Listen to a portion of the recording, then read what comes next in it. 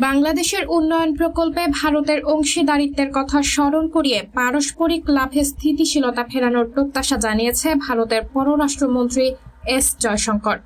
এ সময় তিনি চীন পাকিস্তানের সঙ্গে ভারতের সম্পর্কের প্রসঙ্গও টেনে ইঙ্গিত দিয়েছেন।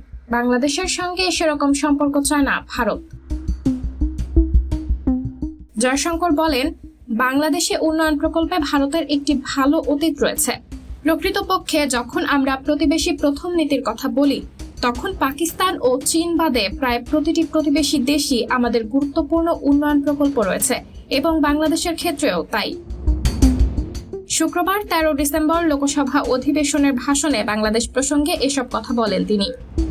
ভারতের পররাষ্ট্রমন্ত্রী বলেন, বাংলাদেশের সংখ্যালঘুদের প্রতি আচরণ ভারতের জন্য উদ্বেগের বিষয় এবং নয়াদিল্লি আশা করে ঢাকা নিজ স্বার্থে তাদের নিরাপত্তার জন্য ব্যবস্থা নেবে।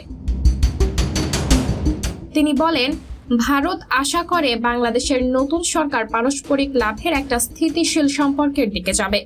আমরা আমাদের উদ্বেগের বিষয়ে তাদের দৃষ্টি আকর্ষণ করেছি। সম্প্রতি পররাষ্ট্র সচিব ঢাকা সফর করেছেন। সফরকালে বৈঠকগুলোতে বিষয়টি উঠে এসেছে। বাংলাদেশের সংখ্যালঘুদের প্রতি আচরণ উদ্বেগের কারণ হয়ে দাঁড়িয়েছে, কারণ তাদের উপর একাধিক হামলার ঘটনা ঘটেছে, যোগ করেন জয়শঙ্কর। সাবরিনা জলিল, সবার কথা।